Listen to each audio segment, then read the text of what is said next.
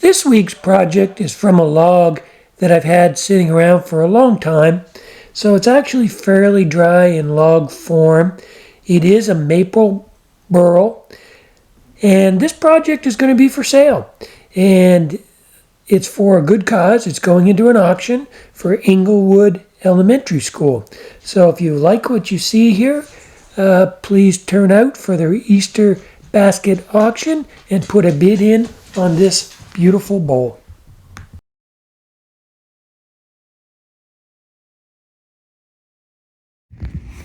So I have this piece of maple log. It's been cut probably at least 2 years ago, and it's been sitting, so it's dried out somewhat. Sorry about that. It does have some end cracking on it right there, but I don't think it's very deep. It does have a burl on it right there where that chunk of ice is. So if I cut this way, up and down this way, then that burl would be the top or bottom of the bowl. I don't think, my largest diameter is here, this way. So I think I want to make the bowl this way. So I'm going to slice it the opposite way. I'm going to slice it across here so that I can take advantage of that and make that part of my overall diameter. Otherwise, my diameter is only going to be quite small, 6 inches at best, and I wouldn't really be able to incorporate that burl. So we'll go ahead, slice it down this way. That will be part of my rim. So they're cut now. This is where the burl was, out here and out here. It is a little soft. That section of wood's a little punky, but I think I can work with it. I should be able to get 12 inches easily in diameter out of this, and I should be able to get 2. They won't be real deep, but they will be 12 inches at least in diameter.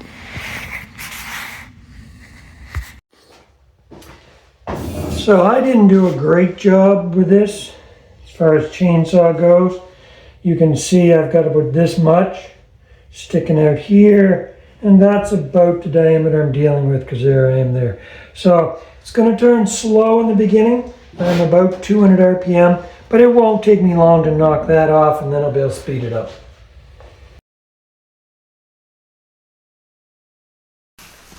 If you remember, I said I didn't do a very good job with the chainsaw, and I didn't do a great job. So I'm just using whatever tool seems to work best. Right now it's a carbide tool, just to knock off the edge.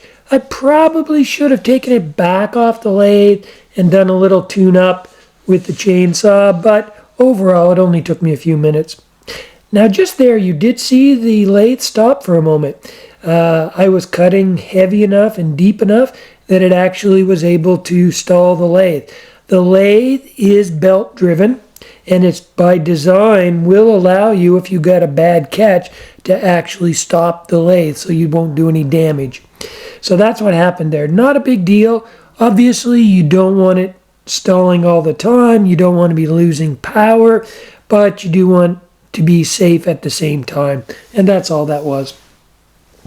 Now it's shaped, and now that it's a lot more uniform, I can increase the speed, which I have here, and now I can use the bowl gouge as intended. Now, because the bottom here is not solid all the way across, I've elected to go with a mortise rather than a tenon. If you watch my channel much, you'll know that my preferred method of holding a bowl is with a tenon. This time around, I'm going to use a mortise. So think of a tenon as being a male connection and a mortise being a female connection.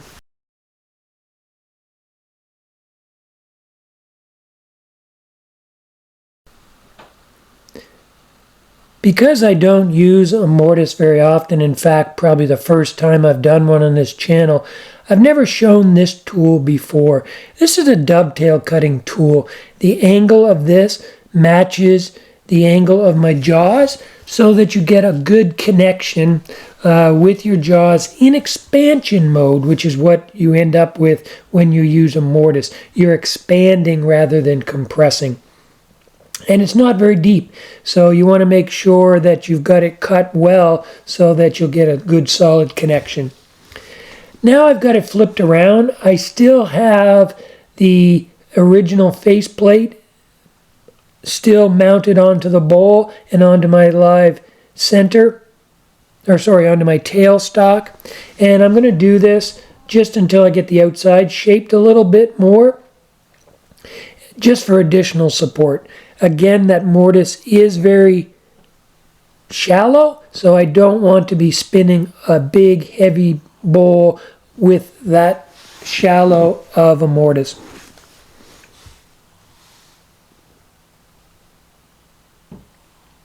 Now the wood is fairly dry. It was down below 20%. As I had mentioned, I think at the very beginning, it had been cut a few years ago. Sitting in log form, mind you, so it doesn't dry as well as if it had have been roughed out, but it did dry just the same, just at a slower pace.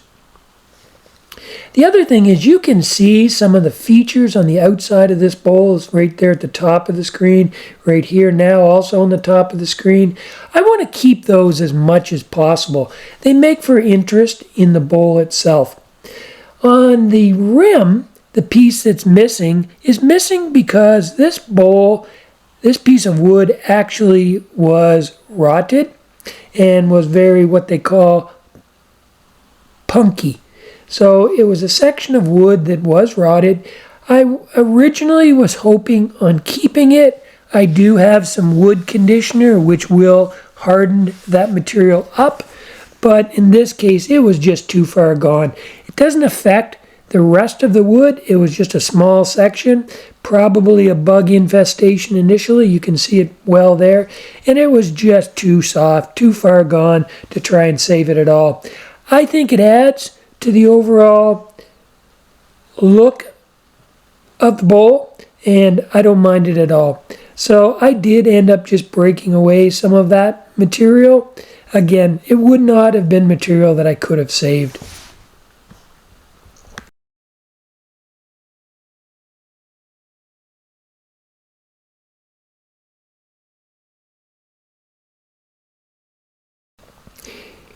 Here's a better shot of that material that I was referring to that was punky.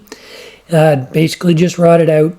Again, I couldn't save it, so I did chip it away, and it broke off very easily, practically crumbled under my fingers. So I just ended up taking it away. Again, I think it does add to the overall appearance of the bowl. You can see here now I'm hollowing the inside out. I do have my tailstock engaged, and I'm going to keep that engaged right up to the very, very end. Again, just to provide additional support.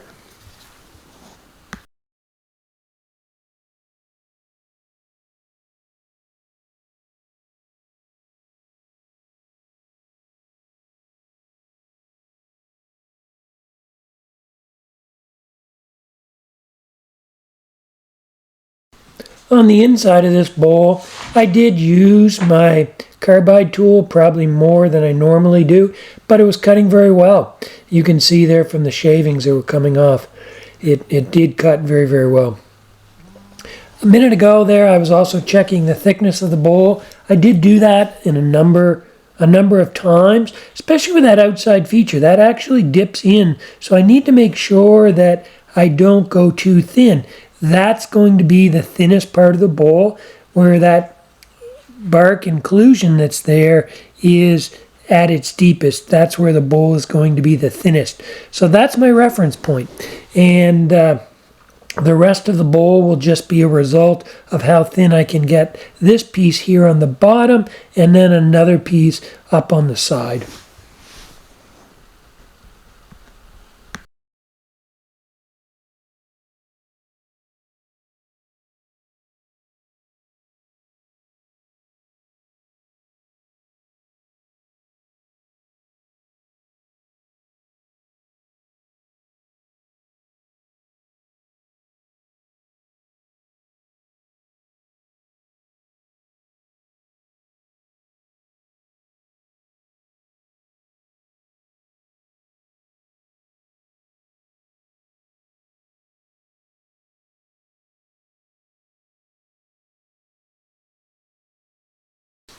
Again, checking thickness quite often with reference to that bark inclusion. That tool that you just saw, I didn't show the full picture of it. It measures, it's like a figure eight. So one end measures the thickness of the bowl, and the other end, the opposite part of the figure eight, you can see the thickness because they match. So it's a little bit off screen, I do apologize for that. But by looking at the piece that's outside, that tells you how thick it is on the other end. Hopefully that made sense. So again, continually just checking the thickness at the bottom, at that thinnest part where the bark inclusion is. Cutting very well. You can see the shavings that are laying on my lathe. They're coming off. They're big shavings coming off rather quickly. So it is cutting well, which is usually the case with burl. It usually does cut well. And although this is dry, it's cutting very well. Now that I've got it shaped, I'm just going back over it with my scraper. Now you can see here my tool rest. I've changed it, so it's no longer my straight tool rest. Now it's a curved one. This one actually follows the profile of the bowl very well. When you're scraping, you want to get the tool support as close to your work surface as you can. If you cantilever that out, that tip of that tool will dip down. You can get a bad catch. So you want to keep your tool rest as close to the work surface as possible. Let's talk a little bit about sanding. I'm pretty well done turning the bowl. There's a little ridge in here which I may touch up, but I'm sanding. And I'm starting with 80 grit. And I want to show you a couple problem areas with this type of bowl when I'm sanding. Number one, as I'm sanding, which is done at lower speeds, I get a bounce here. So as it's spinning around, I get a bounce because the sandpaper dives in here, and I end up hitting this corner right here. So I'm not sanding this, which I don't want to sand because I want to maintain that shape and color, but I'm hitting right here because as it comes around, it hits there. And I don't want to round that off. I'd like to keep a sharp edge. So that makes it a little difficult to sand that. So I may alternate directions so that I don't hit here. Maybe I'll hit here and it may be less noticeable. The other thing is, and I don't know if you can see it, it's very fine. Matter of fact, I can only see it with a very bright lights. So a little bit of tear out there. And also right here. This here is also a result of bounce. Because as it comes around, I'm hitting here, I bounce off, and then I miss this area right here. So with that, I'm just going to sand it, hand sand it. And I'm not sanding it enough to change the shape. You won't see or feel a divot. Because remember, I bounce, it's already a little high because I've been missing it. So I'm just coming along and just touching it with the sandpaper to take out that tear out. And that's important to do. Those little things people will see and feel. So I'll do a little bit of that, little touch spot sanding.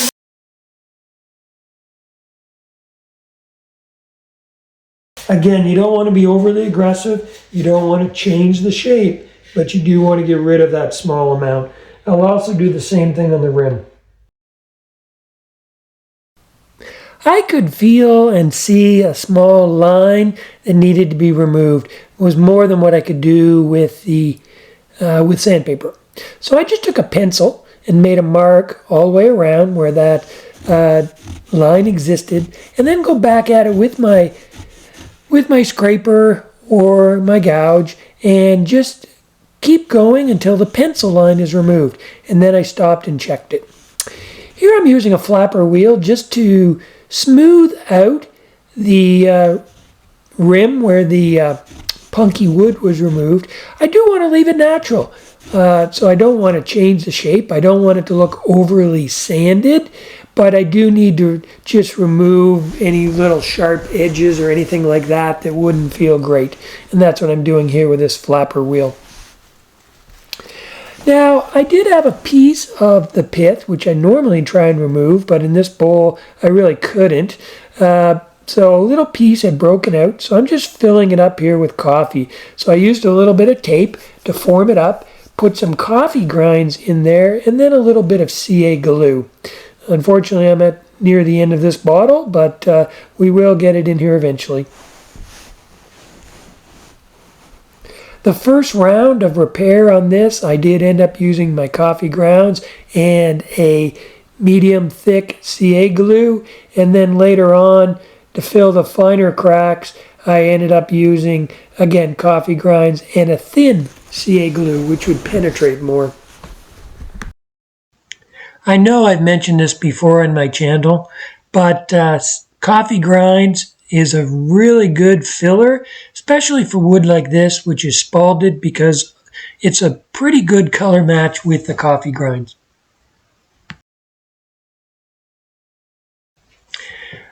Again, this is something you don't see me do often on my channel. I have done it before. I'm using wipe-on poly.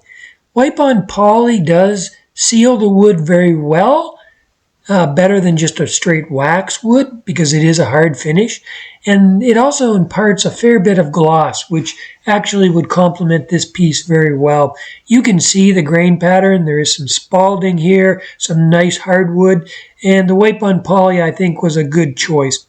So with that, I've already sanded this piece up to 600 grit. And now what I'm doing is I'm just using a sponge brush to apply the first couple of coats of wipe-on poly. At this point, I am applying it fairly thick and making sure I have no runs, but thick just the same. And just making sure that it soaks in and that I don't have any dry spots on the wood. With this first coat, you'll be able to see dry spots fairly easily because otherwise it does have a bit of gloss, so the dry spots show up. I'll put 2 coats on like this, and then subsequent coats I'll sand in between with either 600 grit or a micro mesh pad, and apply additional coats with a paper towel. And I ended up applying 7 coats in total, and then finally went over and buffed it with a triple E wax.